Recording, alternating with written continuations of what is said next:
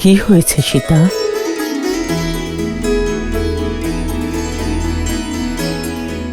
এক অদ্ভুত অনুভূতি হলো।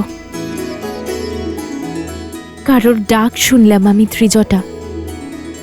আমার শ্রীরামের জয়ধ্বনি। রাজা রামের নয়, ভগবান শ্রীরামের। তোমার অনুমান সত্য সীতা। শ্রীরাম আর লক্ষণকে বাঁচানোর জন্য স্বয়ং গরুর দেব এসেছিলেন, আর উনি ওনাদের নাগপাশ থেকে মুক্ত করেছেন। এখন সবার মনে হচ্ছে শ্রীরাম স্বয়ং নারায়ণ, রামই স্বয়ং ভগবান। সবাই বুঝে গেছে, যার নামে সমুদ্রে পাথর ভাসে তিনি সাধারণ নর নয়, নররূপে নারায়ণ। না ত্রিজটা, সবাই এখনো বুঝতে পারেনি। মহারাজ, যদি এটা সত্য হয় তো এই যুদ্ধ নররূপী নারায়ণের বিরুদ্ধে। সাক্ষাৎ গরুর বাঁচাতে এসেছিলেন তাকে। আমরা বিষ্ণুকে কি করে পরাস্ত করব? পরাজয় নিশ্চিত। মৌন হও মূর্খেরা! নয় ও বিষ্ণু, গরুরের এখানে আসা এটাই প্রমাণ করে যে ওই বনবাসী এক সাধারণ মানুষ। যদিও বিষ্ণু হতো তাহলে এক পক্ষীর সহায়তার প্রয়োজন পড়তো না। এই ভীতু শার্দুল বলল আর তোমরা সবাই মেনে নিলে। আমরা রাক্ষস, নিজেদের বুদ্ধি আর শক্তি আমাদের পরিচয়। নিজেদের বুদ্ধি দিয়ে ভাবো, বিষ্ণু শেষ নাগের শয্যায় শয়ন করে। তাকে কি কোনো নাগপাশ কখনো বন্দী করতে পারে?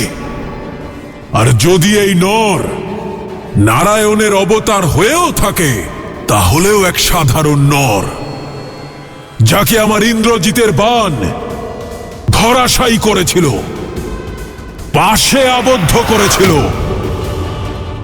অসহায়, অসমর্থ। যে ভগবানকে গরুরকে এসে প্রাণ দান করতে হয়, সে কেমন ভগবান? কোন ভগবান? আমাকে বলবেন না শ্রীহরি বিষ্ণু, আমাকে বলবেন না ভগবান। আমি তো কেবল রাম, আপনাদের রাম।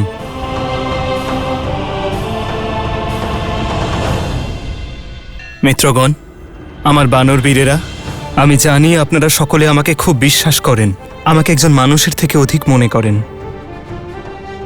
কিন্তু আমি ভগবান শ্রীহরি বিষ্ণু নই। আমি তো সাধারণ রাম। অঙ্গদ, তুমি বোঝাও ওদের, ওদের বলো আমি একজন মানুষ, ভগবান বা নারায়ণ নই। এই সত্যিই যে আপনি একজন মানুষ, কিন্তু এও সত্যি আমি সেই মুহূর্তেই আপনাকে নর থেকে নারায়ণ হিসেবে স্বীকার করেছিলাম, যখন আপনি আমাকে সঠিক পথ দেখিয়েছিলেন।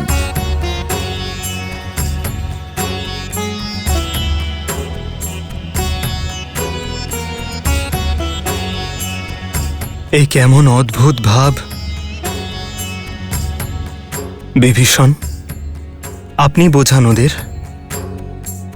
ওদের বলুন আমি কে, ওদের বলুন আমি কেবল একজন মানুষ। প্রভু,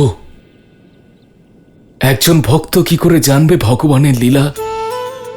আর আমি এনাদের তা করা থেকে কি করে বারণ করি, যা স্বয়ং আমার আত্মা মানে প্রভু।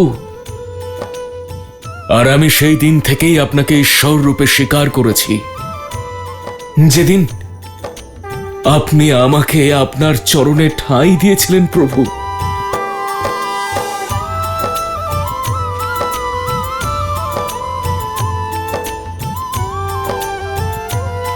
মিত্র, আপনি তো বিবেক এবং বুদ্ধির ভাণ্ডার। আপনি বোঝান ওদের যে আমি কেবল একজন মানুষ, যে আমি কেবল আপনার মিত্র। আমি কিভাবে এমন কঠোর অসত্য বলতে পারি? আমি কিভাবে মেনে নেব যে আপনি নারায়ণ নন? আমি তো ধন্য হয়ে গেছি নারায়ণকে মিত্র রূপে পেয়ে। আমার জীবন সার্থক হয়ে গেছে।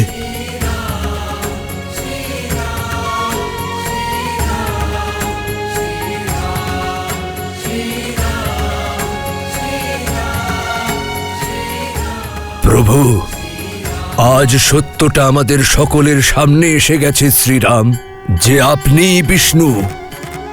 আমরা সকলে ধন্য হয়েছি প্রভু। আমাদের ঈশ্বরের জন্য অস্ত্র তুলেছি আমরা।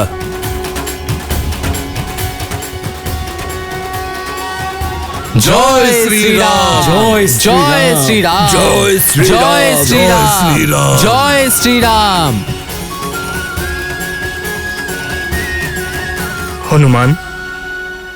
হনুমানেরা সকলে বিভ্রান্ত হয়েছে, অবশ্যই কোনো মায়ায় আবদ্ধ। তুমি তো প্রত্যেক মায়ার প্রতিকার করতে সক্ষম। তুমি বলো ওনাদের, তুমি বলো যে আমি আসলে কে।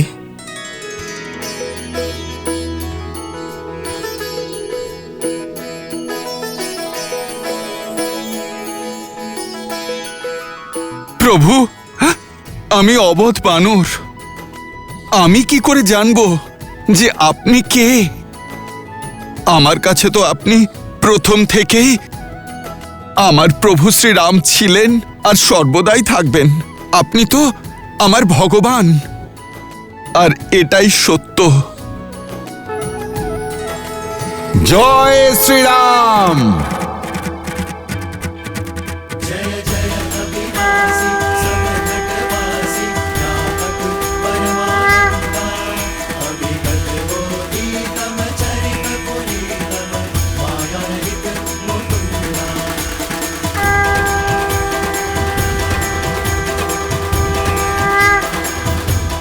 আপনারা সকলেই আমার মধ্যে শ্রীহরি বিষ্ণুকে দেখতে পান, তাই না?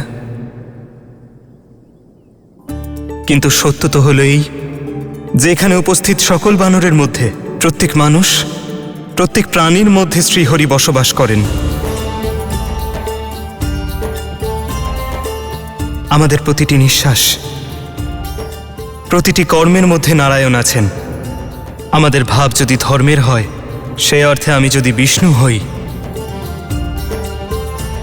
তবে আপনারা সকলেও বিষ্ণু। আপনাদের মধ্যেও নারায়ণ আছেন, প্রত্যেক মানুষের মধ্যে নারায়ণ আছেন। তাহলে জাগিয়ে তুলুন আপনার নারায়ণকে আর সর্বনাশ করুন অধর্মের।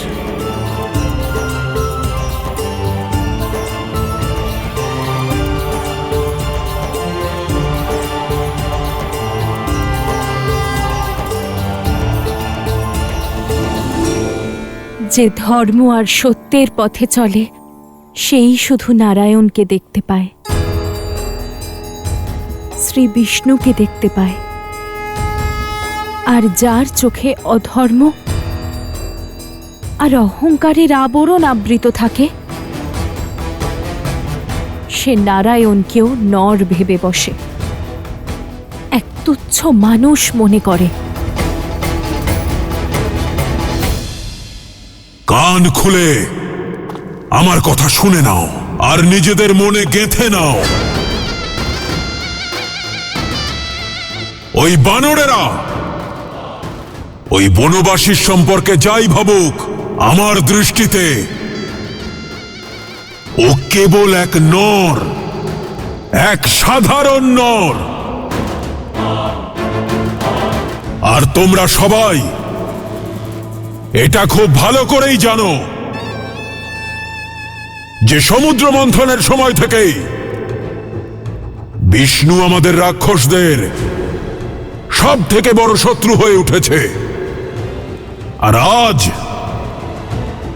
সে যদি এক নরের রূপে থাকে, তাহলে আমরা তাকে হত্যা করে এই সংসারকে বিষ্ণুর থেকে মুক্ত করতে পারবো। ওই রাম এক সাধারণ নর, আর আমি লঙ্কেশ, দশানন, রাবণ, আমার এই দেহ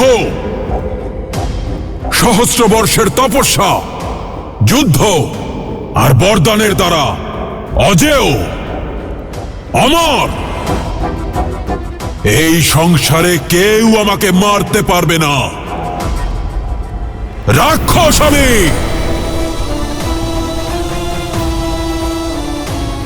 এবার বলো, এক নরের বিরুদ্ধে এই যুদ্ধে তোমরা আমার সঙ্গে আছো? আমরা আপনার সঙ্গে আছি লঙ্কেশ। সঙ্গে আছি লঙ্কেশ। আমরা আপনার সঙ্গে আছি লঙ্কেশ। আমরা আপনার সঙ্গে আছি লঙ্কেশ। বয়ম রক্ষামহ, বয়ম রক্ষামহ।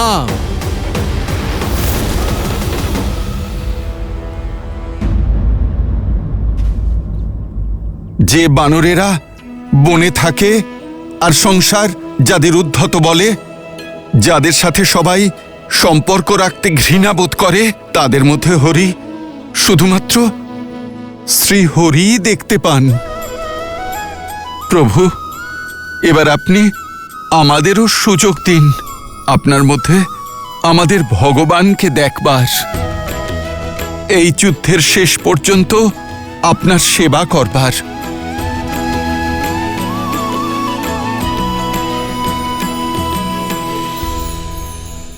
প্রভু শ্রীরামের ভক্ত, ওনার সেবকেরা, সময় এসে গেছে শত্রুদের দেখাবার যে এই তুচ্ছ বানর সেনারা কার বিরুদ্ধে যুদ্ধ করছে আর কার পক্ষে যুদ্ধ করছে। জয় শ্রীরাম।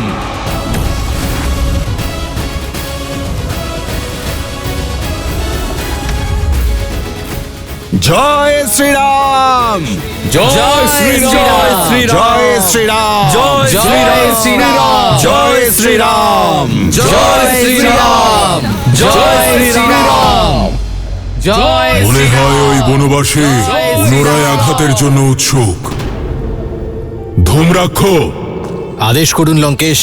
আমার পুত্র প্রমাণ করে দিয়েছে যে ওই বনবাসী আর তার মর্কট সেনা দলের মায়া যুদ্ধের জ্ঞান নেই, আর ইন্দ্রজিতের পরেই মায়া যুদ্ধে তুমি সব থেকে পারদর্শী।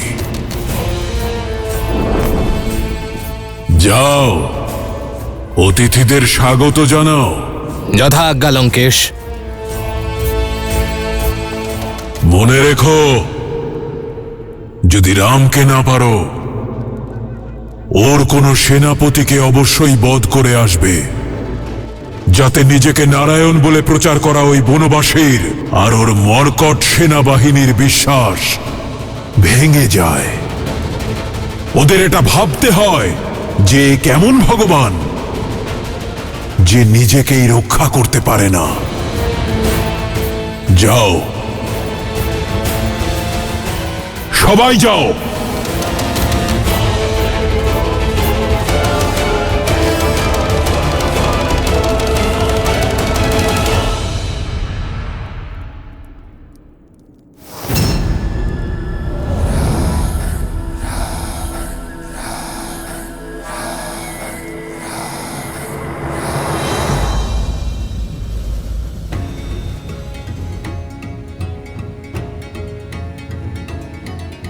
প্রভু শ্রীরামের সেনা আমরা একটাই ঘাতে শত্রুকে পরাস্ত করে দেব। তাহলে দেখা যাক এইবার কোন রাক্ষসকে যুদ্ধক্ষেত্রে পাঠায় লঙ্কেশ। জয় শ্রীরাম। জয় শ্রীরাম। জয় শ্রীরাম। জয় শ্রীরাম। জয় শ্রীরাম। জয় শ্রীরাম।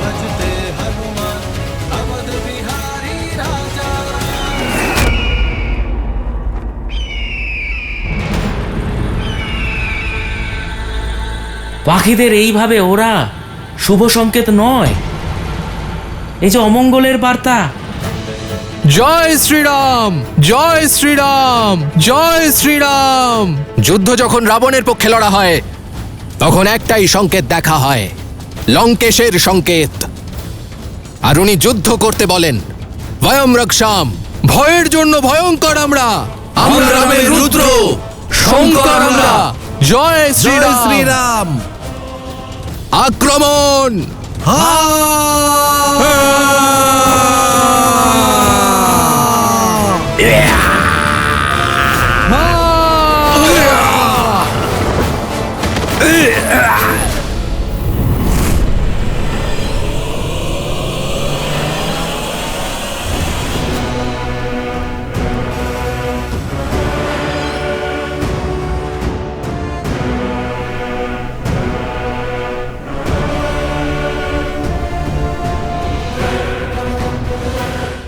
লঙ্কেশের কাছে আর খালি হাতে ফিরবো না আমি। লঙ্কেশ একজনের বলেছিলেন, আমি ওনাকে দুজন বানর সেনাপতির মৃত্যুর শুভ সংবাদ দেব।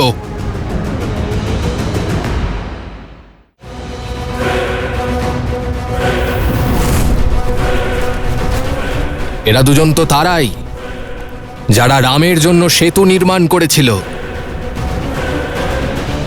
এবার এদের আর মৃত্যুর মাঝের সেতু আমার এই বাণ নির্মাণ করবে।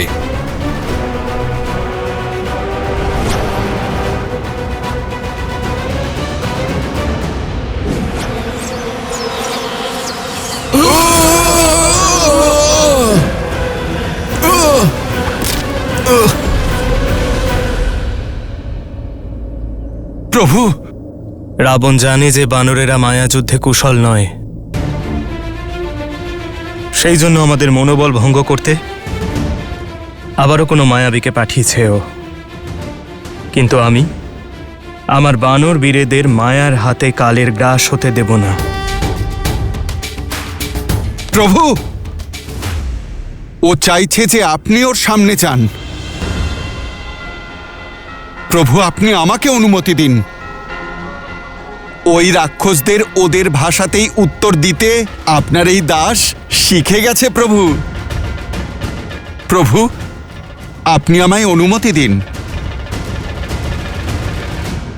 ওই মায়াবীর মায়াকে ছিন্ন করব আমি। যাও হনুমান, বিজয়ী হও।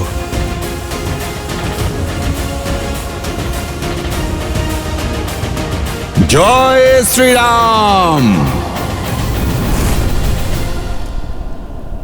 নল, ঘাবড়িও না আমার ভ্রাতা, আমি এসে গেছি। ভ্রাতা নীল সঙ্গে থাকলে সব সাগর পার করে নেব আমরা। জয় শ্রীরাম! চলো, জয় শ্রীরাম!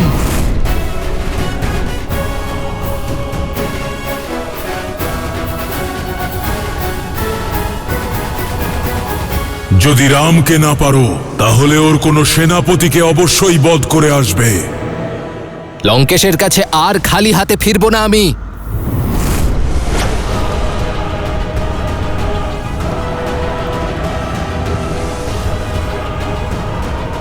লঙ্কেশ একজনের বলেছিলেন, আমি ওনাকে দুজন বানর সেনাপতির মৃত্যুর শুভ সংবাদ দেব।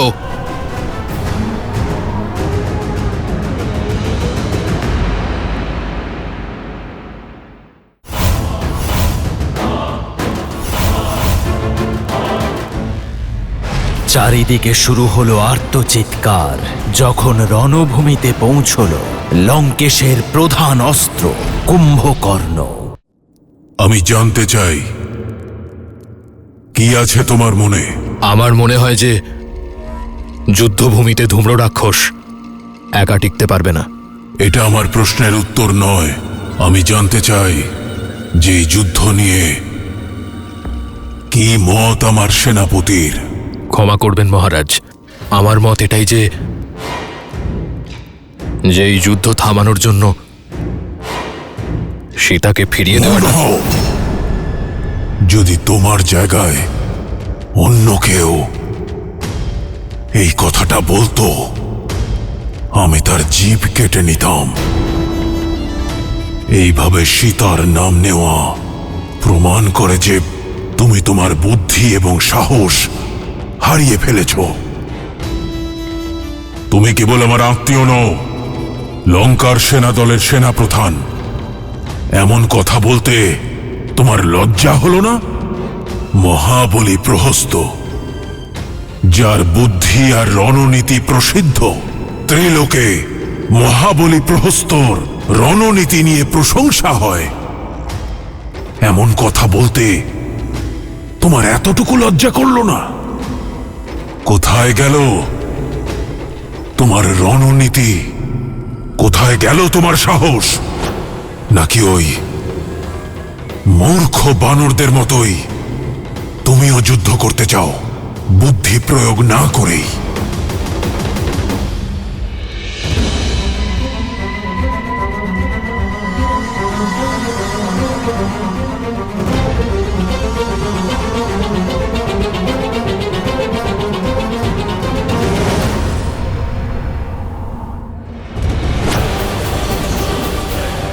নল, নীল, সরে যাও ওখান থেকে।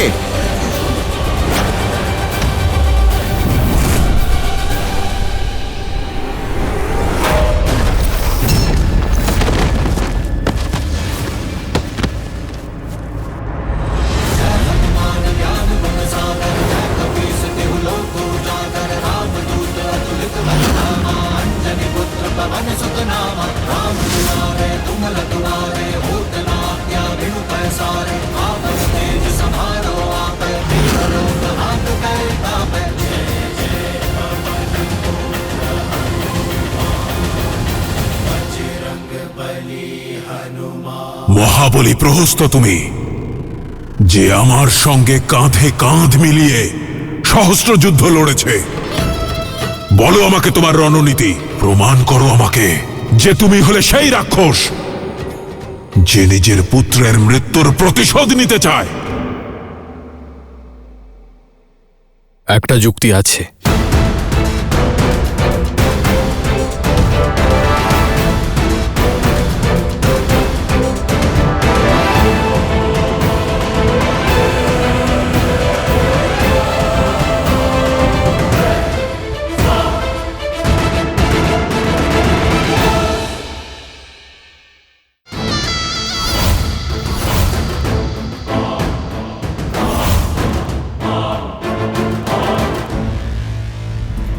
চারিদিকে শুরু হলো আর্তচিৎকার যখন রণভূমিতে পৌঁছল লঙ্কেশের প্রধান অস্ত্র কুম্ভকর্ণ।